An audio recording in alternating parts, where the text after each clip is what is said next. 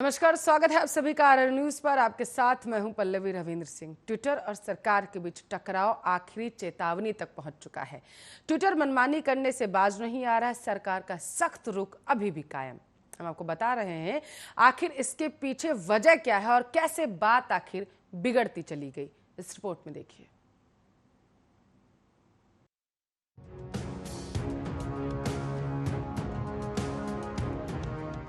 Twitter और सरकार के बीच टकराव जारी।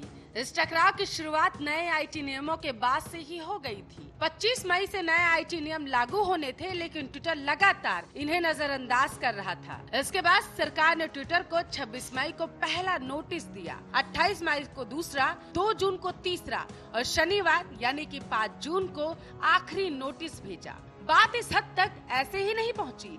सरकार बनाम ट्विटर पर पहुंची इस जंग के पीछे कई घटनाक्रम है। ट्विटर और सरकार के बीच जंग इस साल की शुरुआत यानी कि जनवरी में शुरू हुई। किसान आंदोलन की आड़ में गणतंत्र दिवस पर दिल्ली में निकाले गए ट्रैक्टर मार्च के दौरान दिल्ली में हिंसा हुई। उस दौरान ट्विटर पर कई फेक न्यूज और भड़काऊ पोस्ट की गई। इसके बाद सरकार ने ट्विटर से ऐसे अकाउंट के खिलाफ एक्शन लेने को कहा जो देश में माहौल खराब कर रहे थे, फेक न्यूज लगातार फैला रहे थे। आखिर ट्विटर को 257 अकाउंट सस्पेंड करने पड़े, लेकिन कुछ देर बाद ही उन हैंडल्स को बहाल कर दिया गया। इससे बात और बिगड़ गई।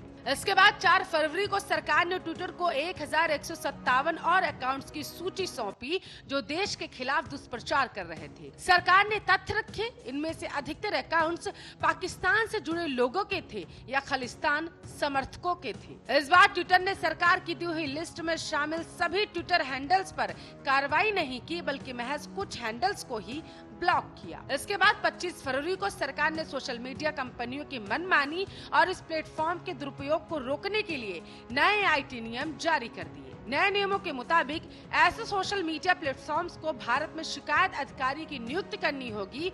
सरकार अगर किसी भड़काऊ ट्वीट या पोस्ट के बारे में जानकारी मांगे तो सोशल मीडिया प्लेटफॉर्म को उस ट्वीट या पोस्ट के ओरिजिनेटर की जानकारी देनी होगी। इसके अलावा सरकार अगर सोशल मीडिया प्लेटफॉर्म को किसी आपत्तिजनक कंटेंट को हटाने का आदेश दे तो उसे 36 घंटे के अंदर उस पोस्ट को हटाना होगा। ट्विटर ने अभिव्यक्ति की आजादी पर अंकुश बताकर नए आईटी नियमों का पालन करने से साफ इनकार कर दिया। इन नियमों को लेकर ट्विटर का कहना है कि फ्री स्पीच को बाधित किया जा रहा है, लेकिन सरकार ने दो टूक कहा कि ट्विटर को सरकारी आदेशों को मानना ही होगा। ट्विटर जिस देश में काम कर रहा है वहाँ के कानून को नजरअंदाज नहीं किया जा सकता। इसमें फ्री स्पीच को बाधित करने का कोई सवाल ही नहीं उठता। इसके बाद विवाद और बढ़ गया।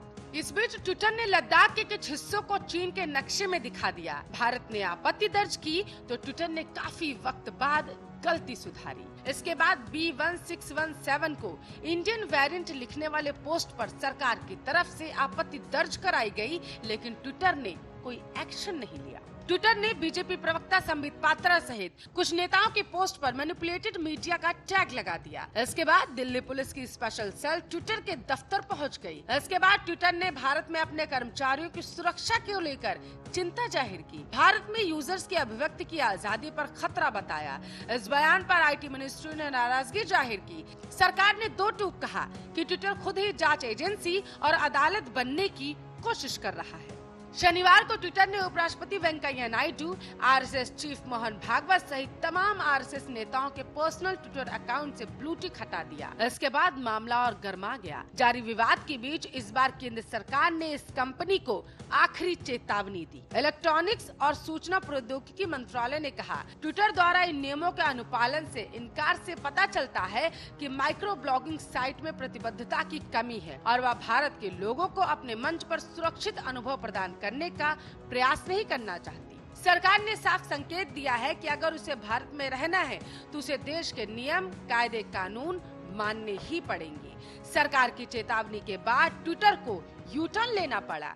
ट्विटर ने उपराष्ट्रपति वेंकैया नायडू, आरएसएस चीफ मोहन भागवत के अकाउंट्स का ब्लू टिक बहाल कर दिया। Special desk, RR news.